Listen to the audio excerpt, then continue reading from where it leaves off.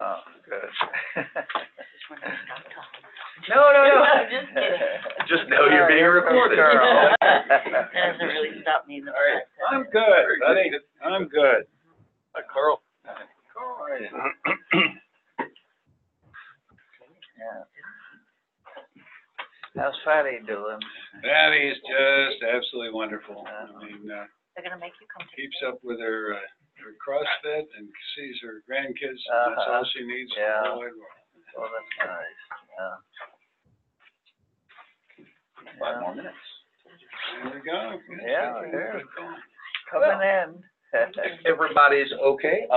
Yes, coffee is there. If you need more cups, just let me know. So good morning, everybody.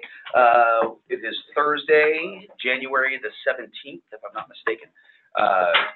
Our Energy for Alaska meeting, our usual Tuesday is our Thursday. Our guest today, to accommodate our speaker, is General Hamilton. Now, of course, to me, he's Executive Vice President for External Affairs for the Pebble Partnership. But of course, for me, he'll always be General President of the University of my alma mater. But let's see, an Alaskan resident for more than 20 years, General Hamilton spent 31 years in the U.S. Army, including successful negotiations in Somalia and in the United Nations, leading toward a peace in El Salvador. He has been awarded the military's highest peacetime award, the Joint Distinguished Service Medal, and was recognized by the National Association of Scholars for resolute leadership in defense of intellectual freedom in higher education. Very impressive. He served for over 12 years as the president of the University of Alaska statewide system. Executive Vice President Hamilton has been married to Patricia for more than 50 years. They have 4 children who live in Alaska and 12 grandchildren living in Alaska. So you're doing it, sir. Yeah, it's the reason to get passionate, is to have this state be in a state of repair that will allow them to enjoy it and pursue their income as well. I've talked to this group, actually talked to this group back in March, so I'm going to kind of flip through these slides and I will take questions or thoughts at any stage of the game. I'm going to try to tell you only one story in this entire thing, and that will really be to help you share my hatred of the Environmental Protection Agency. It is precisely the reason I have the job. I think they're disgusting. Okay, this doesn't click forward. I would like to click forward. Okay, no, let's see. It's all right. I can do this without the actual slides. Let's go ahead and roll down. Roll down. Okay, Pebble Project, there's a bunch of information out there. I want to tell you the truth. First of all, the location. It's on state land. Very important and frankly unknown to many people. It was actually acquired in a 3-way trade back during the Anilka days. The feds had the mineral resource. Siri had land up near Lake Clark, and the state had land on the Kenai Peninsula. Well, the feds wanted Lake Clark for another park, and Siri wanted the Kenai property, so the state ended up with the minerals, and they own it. That's what the project looks like. It's in tundra.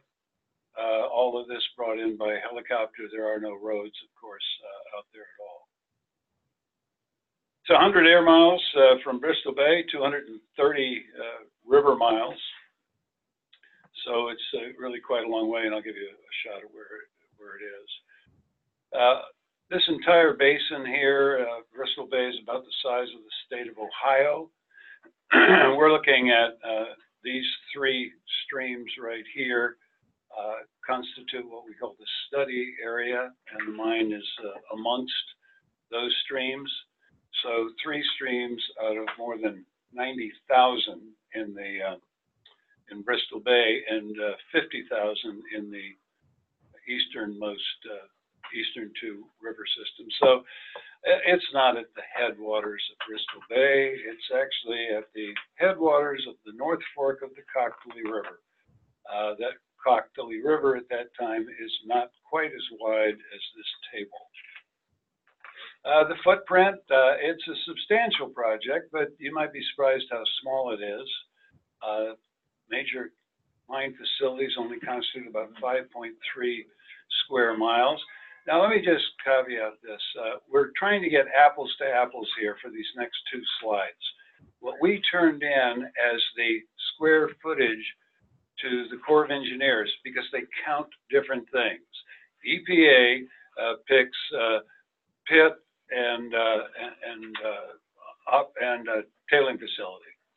And so to get apples to apples, we're using theirs. What we turned into the Corps of Engineers is a little over 11 square miles, which, as a perspective, about the size of the Anchorage airport. But did you have it, Jeff? Come on. I do have a question. What do you consider major mine facilities?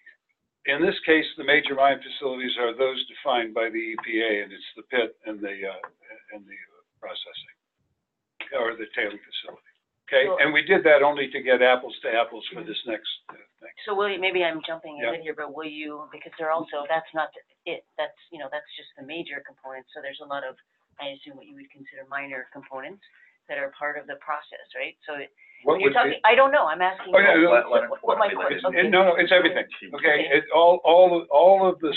I mean, every outbuilding, every Okay. sleeping building, everything constitutes the 11 point. Okay, that's what I was asking is what This do you consider here- major? Yeah, this here is just for comparison. I wanted to just show you. In that EPA study, that trashed thing called the Bristol Bay Water Assessment, they looked and they said, you know what, a mine that would be about this big, because they did 3 different sizes, about this big, might be able to be permitted, although they put some caveats on it that would have made that. Well, that was theirs, and there's ours. So we're shrinking down toward the one that they had said, and we have made a very concerted effort to make this mine smaller. And I like to tell people there's nothing intrinsically valuable about a smaller mine. You can build a very big mine that is environmentally safe. It does, however, allow you to fit it more nicely.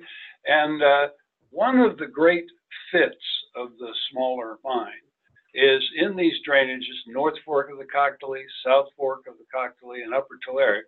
We were able to move all mine facilities off of Upper Tulare Creek. What does that do for you? It does several things. We have in that area less than half of 1% of the sockeye originates there. But of that less than 0.5%, the overwhelming majority of it is at Upper Tulare Creek. We're not on Upper Tulare Creek. Especially nice about that means nothing, Upper Tulare flows into Lake Iliamna. The South Fork and the North Fork conjoin and flow into the Mulchatna. Okay? No way to get into Lake Iliamna, which means no way to get into the Kvichak River, where many of the wealthy lodge owners there have been against the project because they thought it was going to hurt their fish. So moving it off of Upper Tulare was a major drill. This is what it looks like, and that is the 11.4 square miles, and that's actually blown up a bit.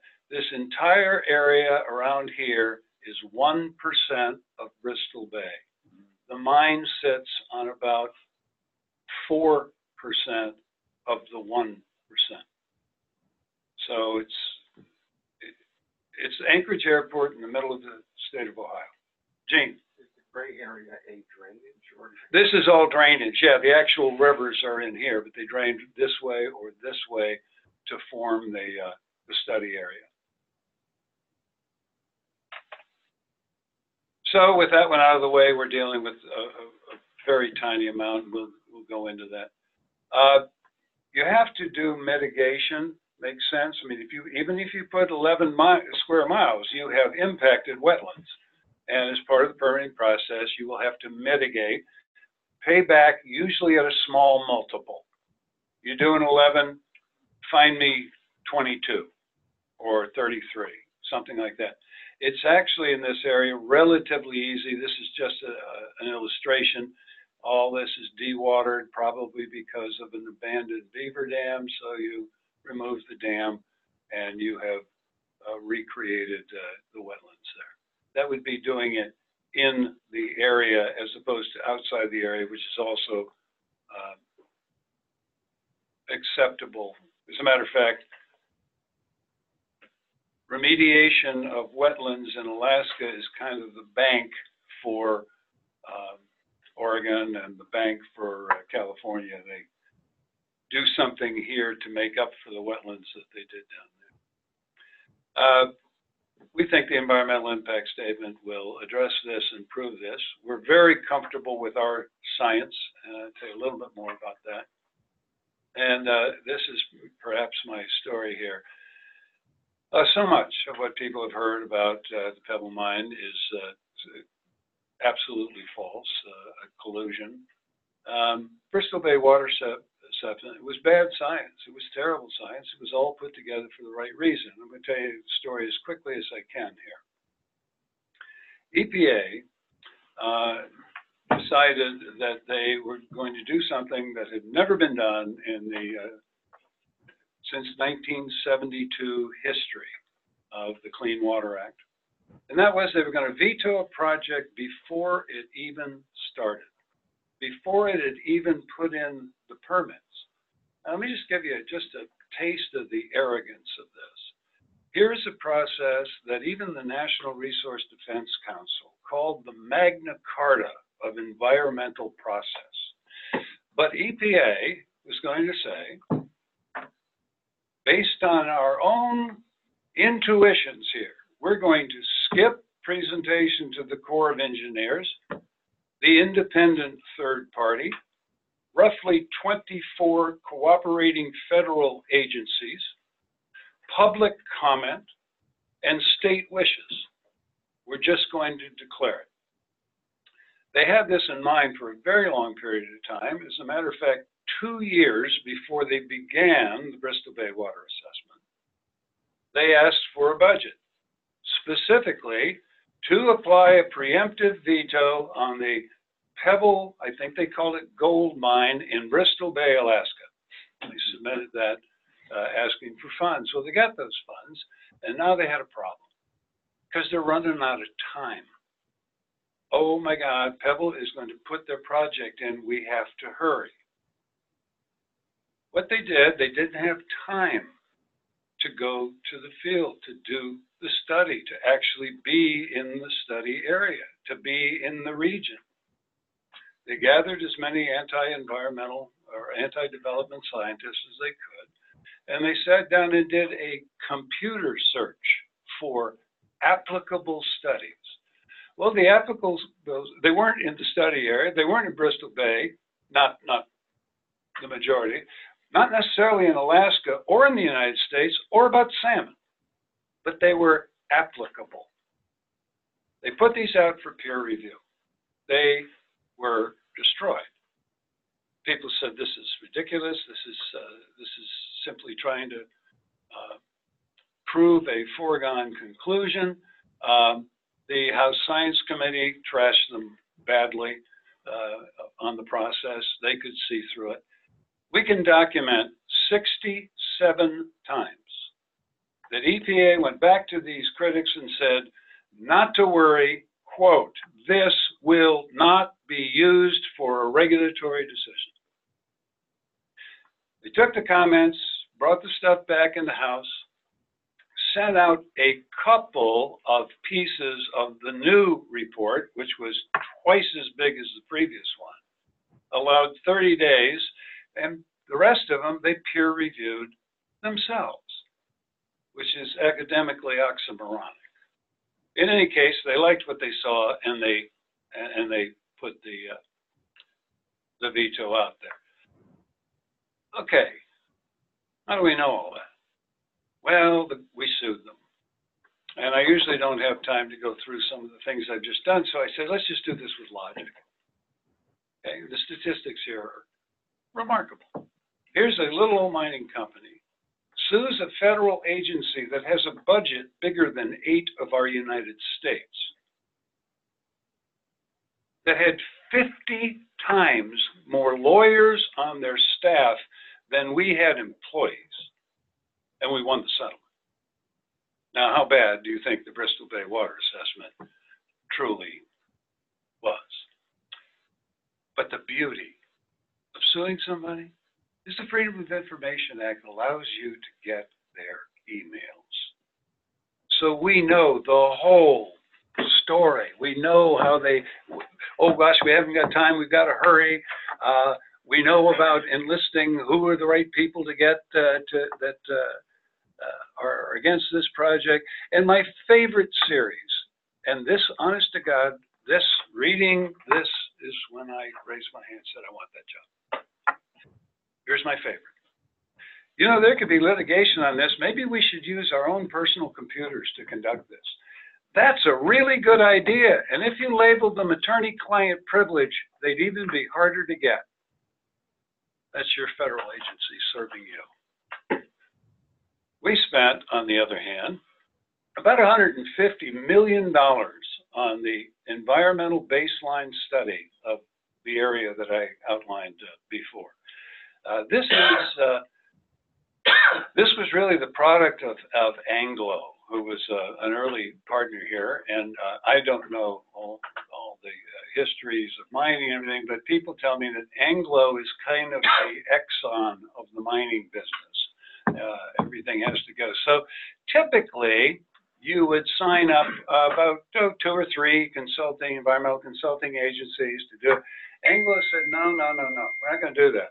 I want the best salmon guy and the best caribou girl and the best migratory, on and on. We ended up hiring 40 separate consulting firms so we could get those 100 nationally recognized folks out there to put together an environmental baseline study that was unassailable. Water management, I tell people who were alive during the Watergate thing, pick up the key phrase was follow the money. If you want to take a really hard look at a mining project, I think you follow the water. Because it brings everything together. Mines need water, fish and wildlife need water, people need water, live near water. Those are the elements that will always have to be considered. And it's surprising to me, as not a miner and not in this business, the enormous extent that water plays in the entire process. Almost a quarter of our drilling has been not for ore, not for the core sample, but for water. Where is it? Where's the subsurface? On the surface streams, we know the entire morphology of every stream, how wide it is along the length, how deep it is, what the flow rate is by season, what the chemical composition of it is, what part of the fish life does it support? Is this spawning? Is this transient? Is this juvenile? Really work at it hard. This is here a tip of the hat to the kinds of propaganda that is out there. I told you that they had very nicely associated size with danger. The other one was toxicity, which I tell people toxicity is not an opinion, it's chemistry, okay? And EPA wrote the protocol for checking for toxicity. Our waters are not toxic, okay? The waters in the holding ponds are not toxic. They will support fish. But people, cyanide scares people. They kind of know it's terrible and it's a poison. Fact is, cyanide is used safely and responsibly by virtually every gold mining operation in the world. We're not going to use it.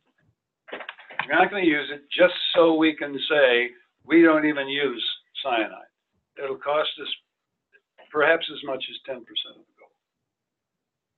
Now, is that because you're not going to do secondary recovery? Not going to do it. Yeah.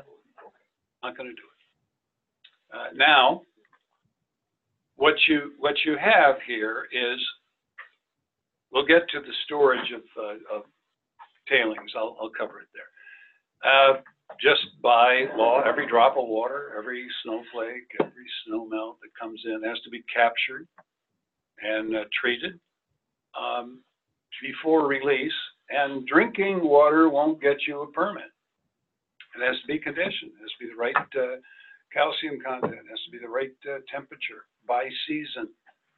Has to be put back at the right flow rate, et cetera, et cetera. And does this work? It works extremely well. Red Dog's a classic example. Stream coming in there is toxic, naturally toxic from zinc and lead. Does not support any fish. The water going out supports a full range of fish because you have to do this. Okay, managed everything from rainfall to discharge. This is the operation here. This is just overburden here. And here are the two tailings facilities. This is the great majority of them, maybe 90% over here. And these are the peritic tailings, which we now have moved closer to the pit because peritic tailings, you need to cover them with, we're covering them with 5 feet of water because you cannot be acid generating if you can't get any oxygen. So they're going to store them here, and at the end, they're going to throw them in the pit. Kind of back where they came from, be buried under 1,500 feet of water and won't harm anything. The rest of this area would simply be ultimately dewatered and then take the overburden and produce the vegetation. This is the tailing facility, and I want to point out a couple of things. What happens here, it's called a dam, and it should be. I mean, the permit comes from the Alaska Dam Safety Commission. So it's fair to call it a dam. But it's not like a sheet of concrete with water lapping up against it, which is kind of the image of a dam.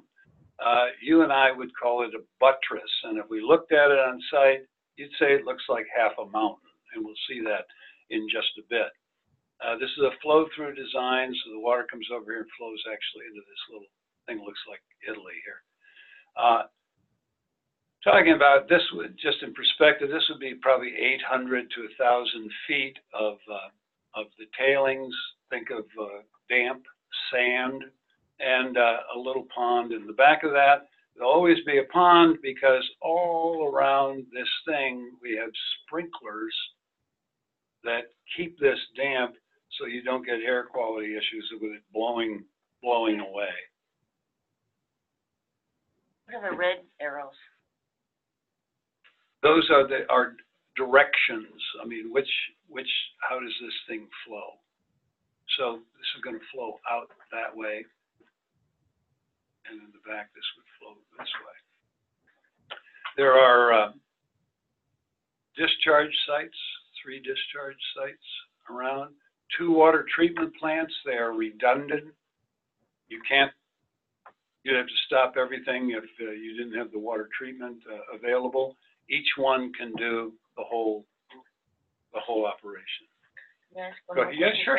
No, I was just wondering, so you've got the flow from the lower left. Where does that go then? See, Like it looks like from the top. Pumps back in. Okay. You pump it back into that pond. Okay, thank you. Yeah, you have to account for all of it. You have to collect every bit of it and treat every bit of it.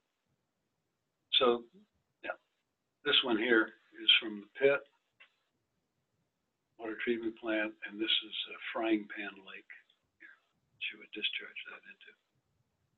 Okay, I told you it's going to have optical conditions, calcium rate, flow rate, et cetera, like that. All of the drainages in there, all of them together constitute about 1% of the drainage on Bristol Bay. And that's kind of what it looks like. This would be all the water that goes into Bristol Bay, and that would be the amount that originates from the mine site. We know a lot about it. We're just going to dig a well and get the drinking water right from there. It's perfectly wonderful water.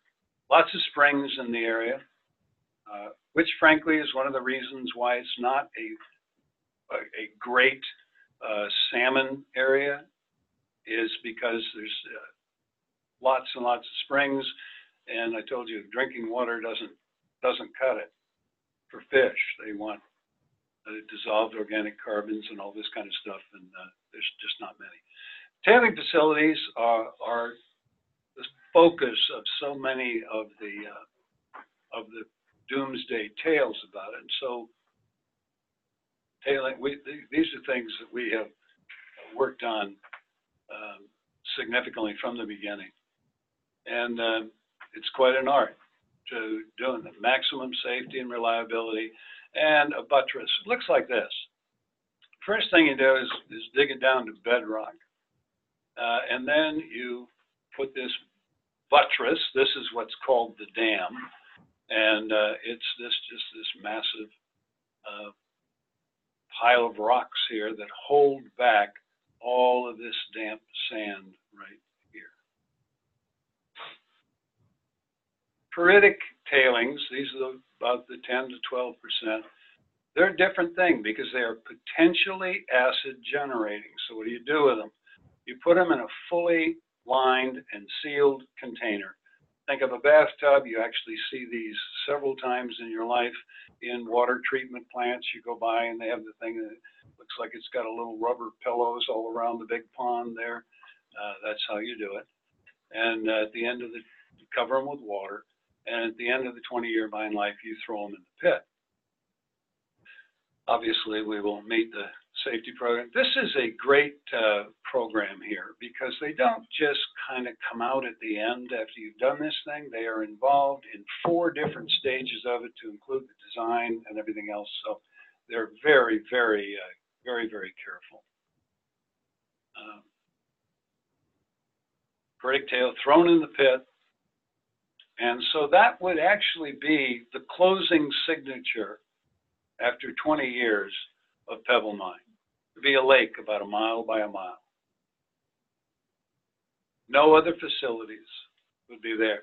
Now, in total truth and understanding, let's believe that the state will be bonded for it. They're not going to make us take down the power plant.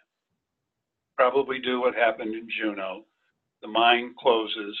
In this case, the city bought the power generation for it because it's going to have potential impact there. So realistically, there would be that plus a power plant in my mind. Yeah. I'm sorry. Yes, it's okay. It's okay. No, I just, maybe I missed something and Yeah. I'm flashing through the slides. When you were talking about having to line this pit for the because of the Yeah. potential for acid, and now you're just leaving it. So what's the step? No. Because anyway, you just skipped very quickly. All of it, between no, the two. all of it goes in here. Everything in that little lined pit, everything in there goes there. Right, but Yeah, my yeah. question is, when you're leaving that at the end, what's the state of the water that's remaining? If you're leaving it, if prior to that it's lined so that you don't have any seepage because of the potential for acid, I'm just in the reclamation process as you're leaving a lake. What is this? How is that water being treated prior to, as part of the reclamation process to make it safe? This water in here would be monitored for a very long in time. perpetuity, right? I mean, it's Until the wording that's used, yeah. until it Mhm. evens out, probably decades, Mhm. I would think, because one of the things that happens here, and this is kind of fascinating. One of the things that happens here is you leave the top 50 feet. We will not let it fill to the top 50 feet. So you would have you'd keep your water treatment plant down here to make sure. And the reason you don't do that is you don't want any pressure from this water to push that way. because currently, as the mine operates and everything, to get into Upper Tulare Creek, you'd have to have water flow uphill. There's actually a way to make water fill uphill, and that would be if there was enough pressure in here to push the water contrary to its normal flow rate.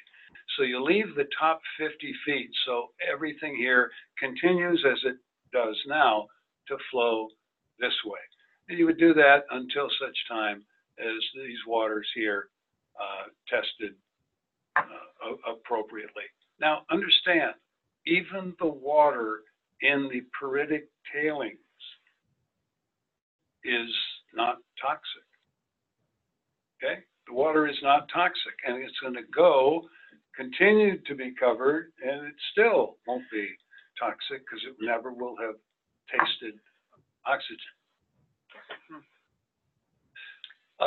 So obviously this is not going to be a threat. Now, here's one. How about earthquakes? Oh boy, this is fun to give in Anchorage now because they just had a thrill with their earthquakes and everything.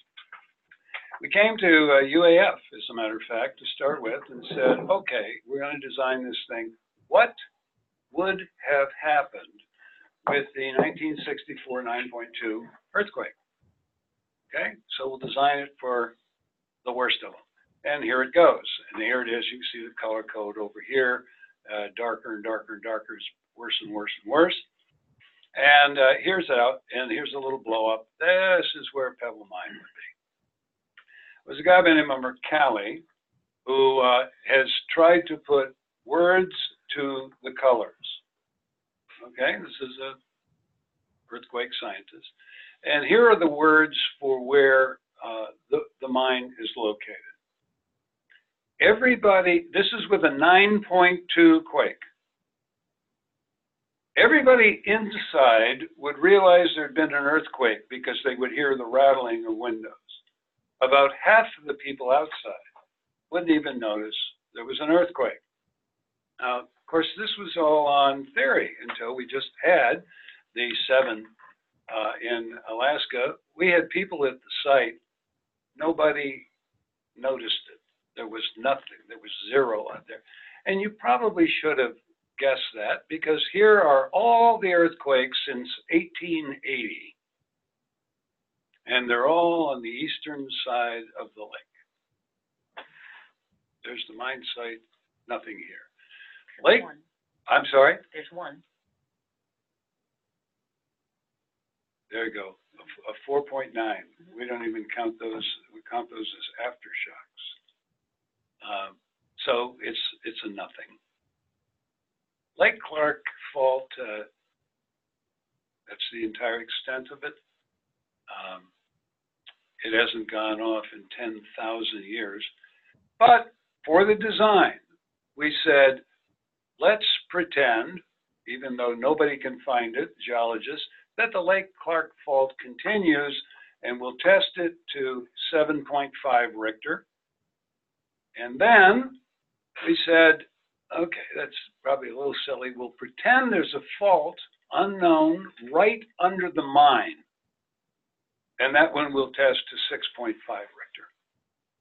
So greatest possible and even almost absurd earthquake seismicity predicted by science. But you have to create a disaster scenario as part of the permitting process.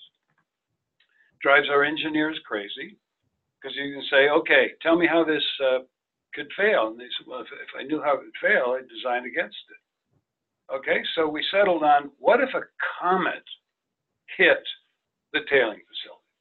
You can't predict that, and it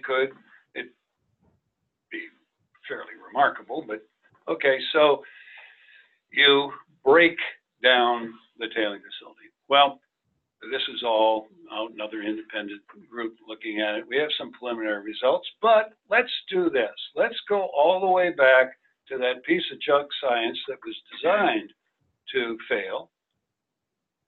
They didn't use our minds. They used their minds. And to be absolutely certain they didn't create a good one, they had an ecologist do it as opposed to an engineer. But in any case, their mines failed.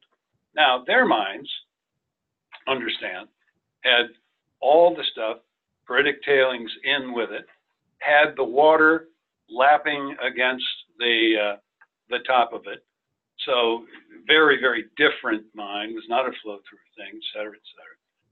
And you really have to give it up for them here. Now, they did say in their report, we have not chosen to use the best engineering standards. Okay, at least they said it out loud. But theirs failed. Okay, so what happens when it failed? Here's what they said. They said you'd have a total loss for about a decade along the first 9 to 30 kilometers of the North Fork of the Cockley River. The realities are that there quite likely would be no water escape. And by the way, it's not toxic. I'm not sure that that would be anything, but probably not. You'd have a huge slump of sand, but it could de-water, which is pretty terminal for fish. So what's the stake there? And I want to tell you another story. We've counted these things here for the entire time we've been there. The average number of sockeye salmon in the North Fork of the Cockley River is about 1,500. I want to give you a perspective here. This is not a trash of the Bristol Bay fishermen. That is a sustainable operation. It's a great product. I'm all for it. I love to catch them, love to eat them, and nothing against the Bristol Bay fishermen. But I want to give you a perspective. And I've checked this out one-on-one with 5 different active commercial fishermen at Bristol Bay. They have to fish with gill nets. And a gill net is not a perfect instrument. These are the best fishermen in the world, but it's not a perfect instrument. Fish don't just get in and get both. They get caught by one gill, get caught by a fin, and you have to drag in the net. It's 900 feet long. You have to winch in this net. Well, they have a thing that they call dropouts. And the evidence of them after a storm especially is pretty dramatic. Piles of dead fish for miles and miles. Looks like a red tide kill when you're done. So I said, okay, I know how long you fish. I know how many times you put out your net and bring your net back in again. I said, what if I claimed that you would drop out 1 fish every football field? 1 fish every football. All 5 independently just said, yeah, if you're lucky, okay? Well, using that kind of an approach, 1 single boat would kill 1,800 salmon. And there's 16,000 boats. And they're going to kill them every year. They can't help it. Again, does not affect the sustainability. That goes first. This is just, I didn't get to harvest them. I mean, believe me, they want to fix this as much as anybody would. I just give it as a perspective. The fleet every year kills about 3 million fish. Kills them and doesn't harvest them. Okay? So when we're talking about, what's at stake here, 1,500 sockeye in a once in a million year phenomenon is not very impressive. Now, by the way, we said, 1,500 could be of value if they constituted the subsistence for a couple of families, something like that. Okay, well, we asked. And people don't do their subsistence fishing on the North Fork of the Cockley River, which makes a lot of sense. It's 20 miles and no roads during the summer. So in order to get there, you'd have to walk 20 miles. I don't know what you'd do with the fish you caught because you'd have to walk them back. And oh, by the way, to get there, you would have had to cross the Upper Tulare Creek from the nearest village, which has 20 times as many salmon in it as the North Fork. So it's absolutely credible that nobody fishes them. So the North Fork, 0.02% of the fish, it's 1,500. And obviously we clean it up if this once in a billion year thing happened. The fish are going to be fine. Mining and fish do coexist. We know that. We have operating mines. All of them need water. All of them have fish involved, and they haven't killed one yet. And the permitting process looks at this hard. Now, once you get through with this, and here's where we are right now. Submitted our plan. It's gone about a year or so. Somewhere in the first quarter here, the initial date is about 15 February, then open for 90 days of public comment. Starting on the 1st of March will be the draft environmental impact statement. Take that back with comments and questions and everything, and probably a final EIS in something like March of 2020. Now, what do you have then? Now you've got a leading to a positive record decision by the NEPA process, at which time you can now go after the about 60 categories of state permits and the litigation which always will follow anything like that. So that's about where we are in the stage of it. So I think what I got out of that was you're very, very close to release of the draft EIS, Very close. and that will be at the end of February, Something like middle February. they're saying Public comment 15, open. just to pick a number. Yep. Okay. Yep. Something like that. Has there been any indication that they will speed that process up? Usually the EIS takes a minimum of 18 months, minimum. Is there any indication that they said that they would speed that up? They're just doing it well, and I can tell you this: here is our guidance to our permitting people. Don't let anything be skipped. Okay? We don't want this fast. We want this impermeable to lawsuits. Okay? See, this is one of the great, this is very funny, when you give these things out, the questions have changed over time, or the challenges have changed. Well, you've really got it made now. You got Trump in there, and he's all for this and everything like that. And, well, it's not evident. Well, what about the Fast 41? Every once in a while, somebody will know about the Fast 41. Fast 41 was an identification of 41 industries that the administration thought were being unduly delayed by politically motivated delays in the process. The directive says, don't skip a step. Don't grease a skid. What I want is the agencies who are processing these things to be accountable. If this thing should have taken typically 2.5 to 3 weeks and we're into month 4, I want you to tell me why. Why is this thing being delayed? And oh, by the way, mining is not one of the 41 industries, although I will tell you we tried to get them in there. It's not one of them. So now I'm getting the, oh, you got Dunleavy and now you really got it made and you're going to go. Listen, if you have an administration who's against development, it's untoward but legal. I mean, they can just delay it. They just take their time, make these things go slower. I didn't mean to skip it, but the workload of the agencies that produce the EIS sometimes just simply dictates the time.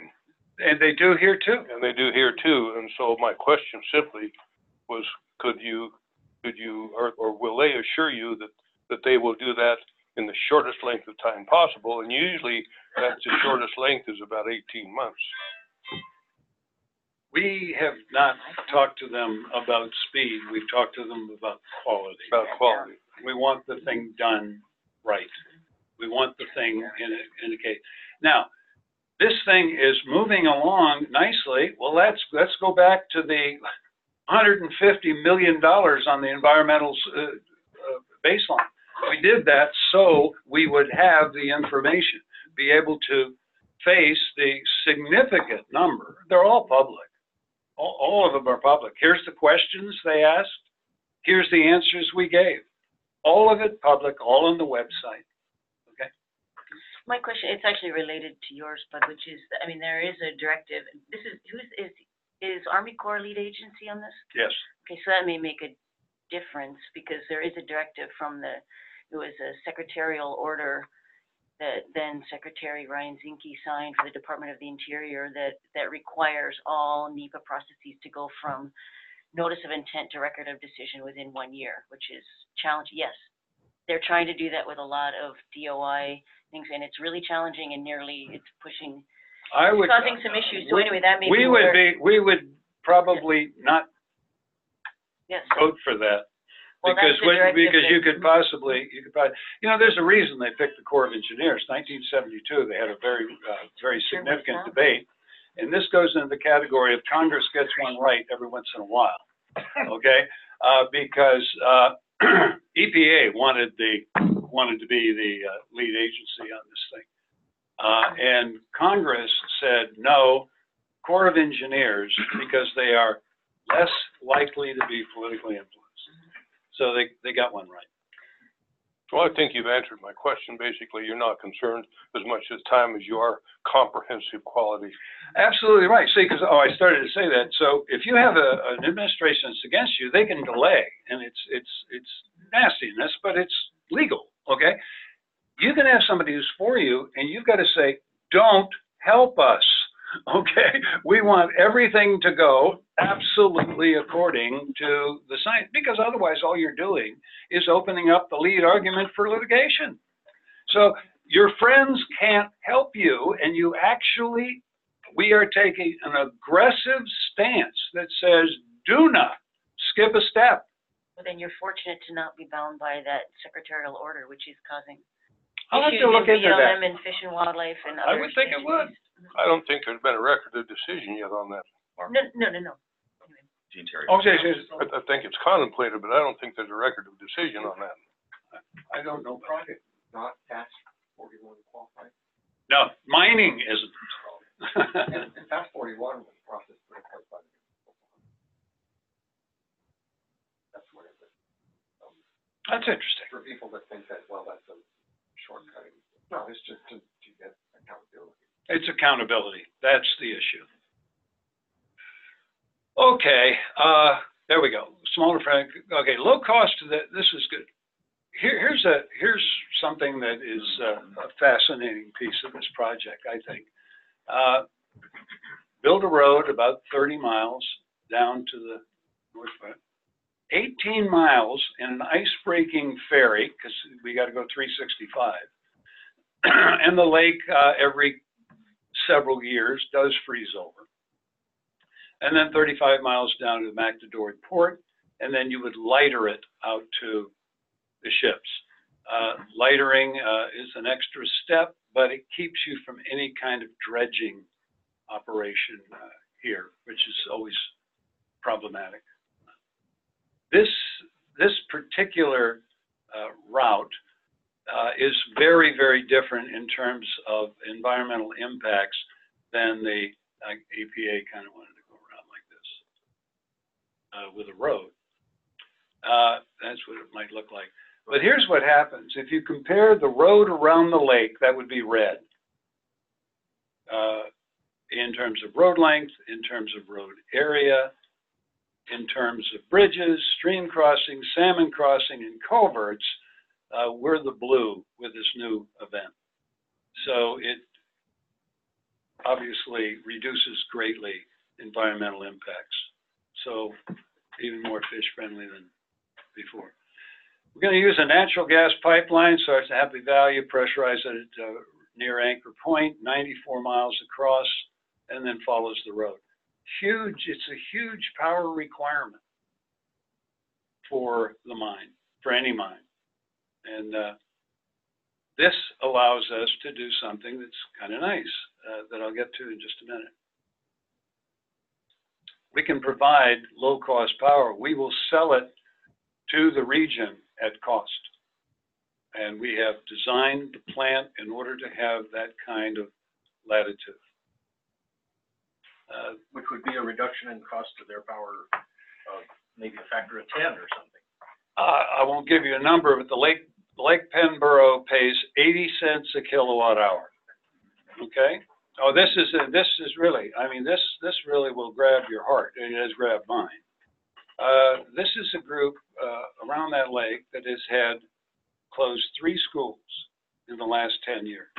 Pedro Bay now has 20 residents. They pay $20 a gallon for milk, 80 cents a kilowatt hour. Oh, by the way, you know how many people live around the Lake Penn Borough?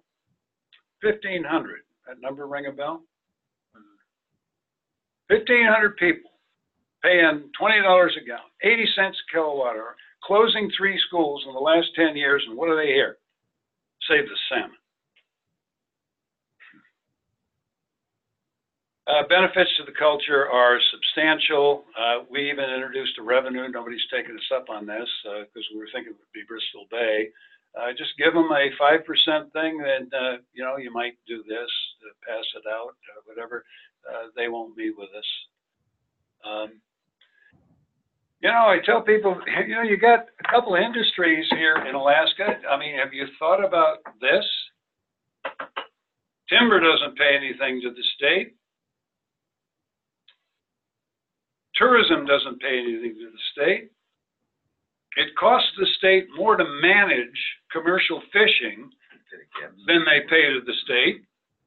There's only 2 industries that pay into the permanent fund and are a positive income source for the state of Alaska. The monster, of course, is oil and gas, and the other one's mining. 2%? What's that? It's 2%, right, for mining under the... No, it's 2% on landed catch is what you're remembering from fishing. No. It's 7% in anything that earns more than $100,000 a year. So that would be it. Maybe confusing the rate that's paid with the Under the, total. yeah, total there's an tax act from budget. like 1872 that dictates, I mean, that has... Well, you're right, we subsidize the fishing industry. No, Anyway. the mining license tax in mining is 7% Mhm. of the gross profits, and then plus 3% of the profits and royalty. Okay, that's probably the 3% I was So the thinking. total then is 10% Okay, of your profits from mining. 10%. Thank you. So this is an interesting challenge, really, for those of you involved in borough operating budgets.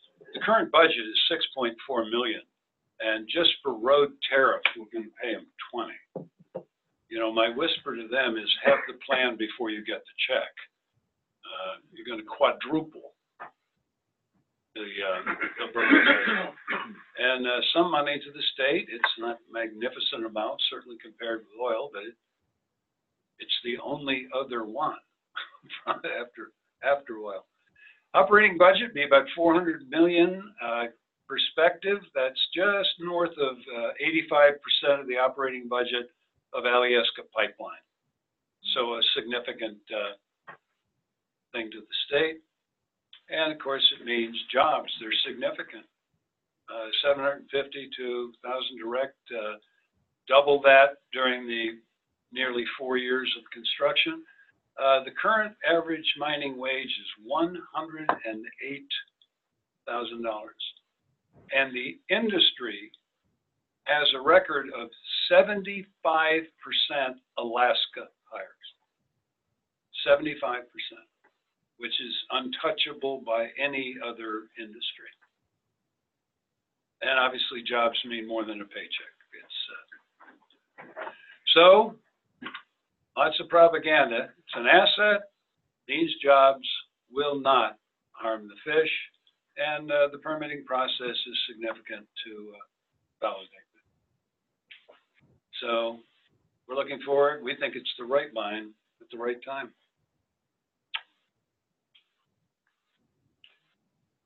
Yes, sir. Thank you. When you talk about the footprint, the structure of the ponds, what consideration of increasing precipitation? And we're seeing increasing precipitation around the state. The climate change prediction models tend to be too conservative. To what extent are we designing for future? Very, very good question. Very good question. Kind of fortunate here because Iliamna Airport, which is only 20 miles away, has kept records for 75 years or something like that. So the design criteria here, it's pretty brutal. You take the largest precipitation, one way or the other, for 5 years. Then you add to that 5 years the worst year, okay? And then there's one other thing. What's the other thing? Let me just think for a minute because it's a great question. And the point is we have the data, we have the correlation, and so we know exactly what it be. Oh, it's the largest snowmelt in a period of time. Largest of the 80 years, the top 5 biggest snowmelts. That adds on top of it. What that ends up doing is defines the needed capacity of any of the water management pond, et cetera, et cetera. So, you know, it's the kind of thing where you kind of, isn't this going just a little bit overboard? But the point of it is, we have the data, not like Red Dog. Poor Red Dog had no correlating data. They couldn't figure out what were the worst 5 years in the last, you know, kind of a thing. And that actually was an issue for them in the first couple of years. They had more than they had planned for. But here, those are the safety factors of doing that. And it goes beyond, okay, it's, oh my God, let's take the worst possible thing and then add to it the worst possible thing. So, and that defines the capacity. So That was backcasting, not looking at projection models and what precip. that is true. Can you give us those? Well, I don't think so. Yeah, if you can give us what the next one will be, we'll design the pond. Another question, to what extent will it be the rare earth elements you think that's in this deposit? Significant. Significant. So we had a presentation on Donlin. Again, they were removing essentially enriched ore. You know, they didn't actually take it to like gold bars, which I think they do actually at Fort Knox. Similar? No, we will ship this off to a Concentrate. we'll ship the concentrate. Okay. And it's going to have to go east. I mean, to the far east. There's The only place. we have no smelters. Have no. And what you need from molybdenum is you need a thing called a roaster, and we don't have any of those either. Well, we did actually. We have one in Utah. That's it. So for this guy, again, gold. What are our major? It's a copper mine. Copper. Oh, Copper. Okay. The next thing will be gold. There's a significant amount of silver, molybdenum, which is by the way, molybdenum is tied to one of the rare earth elements called rhenium, and we've got a significant amount of molybdenum. I mean, I think the current production would be almost 10%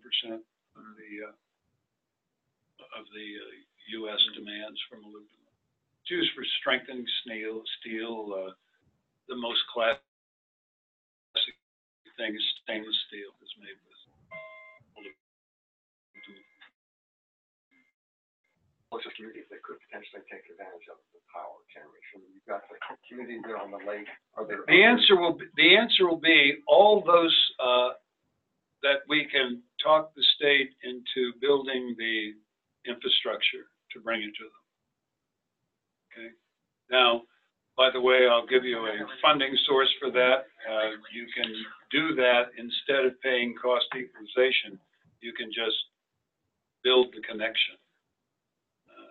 I've always thought that there was something in here big for the fishing industry. If they could use their significant political clout to run the infrastructure up to the coast, all of a sudden you're going to have, they have chilling fish and flash freezing fish greatly increases the value. And this is the kind of value added process that we always seem to skip in all of our natural resources.